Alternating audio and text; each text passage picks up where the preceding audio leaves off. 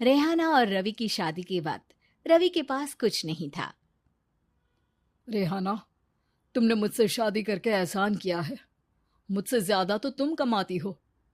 अरे तो क्या हुआ, एक दिन आएगा रवि कि तुम खूब पैसा कमाओगे। मुझे तुम पर पूरा विश्वास है।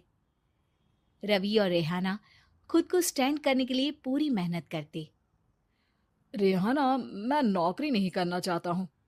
तो कोई बात नहीं, मैं नौकरी करके घर चलाती हूँ, तुम बिजनेस सेट करने की कोशिश करो। एक दिन रेहाना, तुम जानती हो, मैंने जो विज्ञापन बनाने वाली कंपनी खोली थी ना, उसे बड़ी ब्रांड का ऑफर आया है।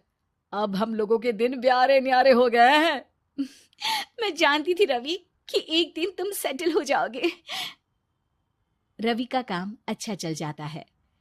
एक दिन वो रेहाना से कहता है, रेहाना, अब हम लोगों का बच्चा भी हो गया है। बहुत छोटा है वो। उसका ख्याल कैसे रखेंगे हम? कैसे क्या, मैं गांव से माँ को लेकर आ जाती हूँ। नौकरी से हाफ डे ले लिया करूंगी। अभी तो वो छोटा है, स्कूल जाने तक मैं मैनेज कर लूंगी। देखो रेहाना, मैं अब अच्छा कमा रहा हूँ। तुमको नौकरी करके परेशान होने की कोई जरूरत नहीं है। अरे कैसी बात कर रहे हैं, मैं अपनी लगी लगाई नौकरी कैसे छोड़ दूं? और मैंने तो सुना है हम लोगों को कुछ ही महीनों में सरकारी नौकरी मिल जाएगी। सरकारी नौकरी में कितना कमा लोगी? उतने में तो मैं ड्राइवर रख लूंगा। रेहाना को रवि की बात का थोड़ा बुरा तो लगता है। कम से कम मेरी नौकरी की इतनी बेइज्जती मत करो। भूल गए, इसी नौकरी के बदौलत तुमने अपना बिजनेस खड़ा किया है। अरे वो तो मैं किसी के भरोसे भी कर लेता। देखो, अपने बच्चे को संभालो, घर का काम करो। अब बाहर जाती तुम अच्छी नहीं लगती हो। रेहाना रवि के कहने पर नौकरी तो छोड़ देती है, लेकिन अब बड़े से घर में उसकी कीमत किसी नौकर से कम नहीं होती। एक दिन रवि का दोस्त आता है। भाभी, हम लोग तो आपको तब से जानते हैं जब से आप लोग शादी होकर इस शहर में आए थे।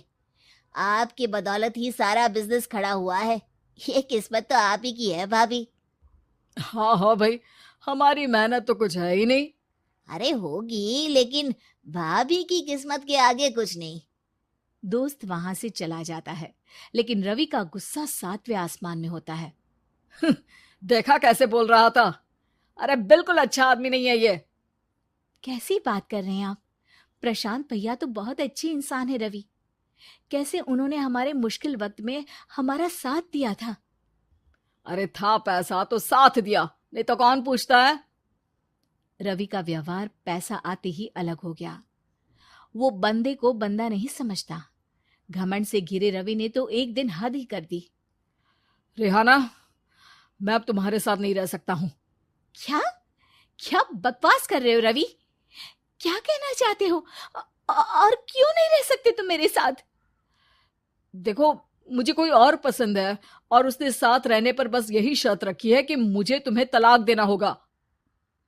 रेहाना, जो कि एक स्वावलंबी महिला थी, उसने बिना देर किए रवि को कह दिया, कोई इश्यू नहीं, मुझे पैकिंग में 4 दिन का वक्त लगेगा, लेकिन तब तक मैं तुम्हारे साथ नहीं रहूंगी। 4 दिन के लिए तुम कहीं और शिफ्ट हो जाओ, मैं घर से निकलूंगी तो बता दूंगी। रवि घर छोड़कर चला जाता है।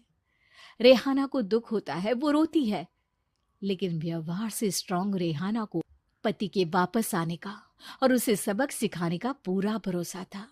फिर एक दिन, अरे शुशिका, कब शादी करोगे तुम मुझसे? यार मैंने तो सोचा था तुम शादी से पहले मुझे विदेश लेकर जाओगे, महंगी कार दिलाओगे। अरे सब दिला दूंगा, लेकिन पहले मुझसे शादी तो कर लो। हाँ हाँ, क्यों नहीं। मैं कुछ दिनों के लिए अपने मम्मी पापा के पास जा रही हूँ और लोगों से अपनी शादी की बात करूंगी। अरे शुशिका, कैसे रहूंगा मैं तुम्हारे बिना? अब तो शादी ही होने वाली है हम लोगों की। शुशिका रवि को छोड़कर चली जाती है। रवि घर आता है, जहां रेहाना को ना पाकर उसे सब अजीब लगता है। घर तो रेहाना के बिना कुछ नहीं है। बच्चे की याद भी आ रही है। चलो एक वीडियो कॉल कर लेता हूँ। रवि रेहाना को वीडियो कॉल करता है, लेकिन रेहाना फोन नहीं उठाती।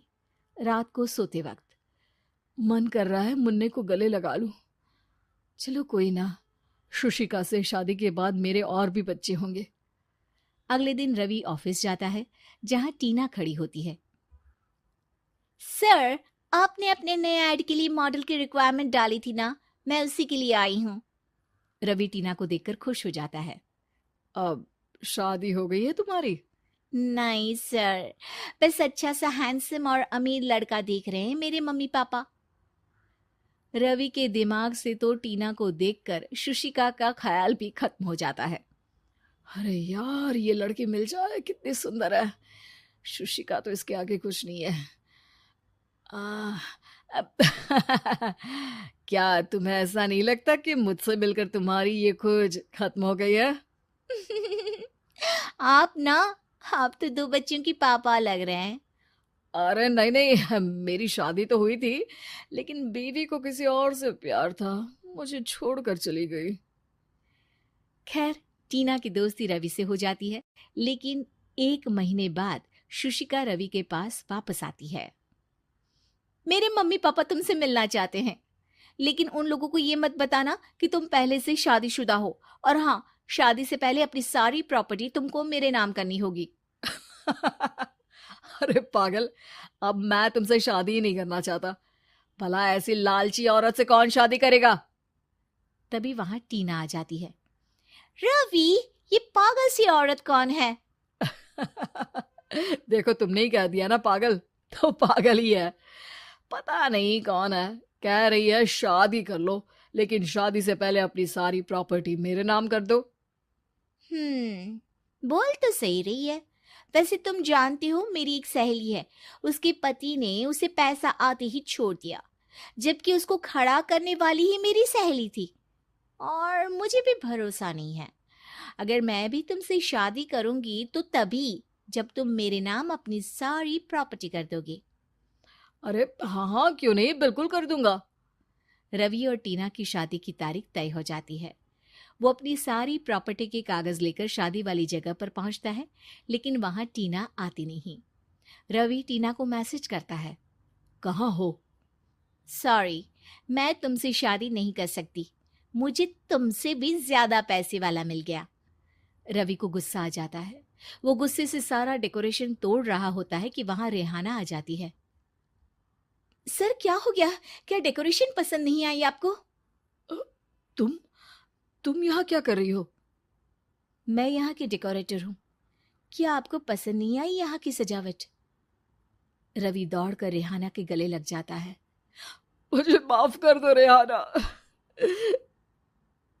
रवि रेहाना के गले लग जाता है और रेहाना टीना को थैंक्स का मैसेज करती है।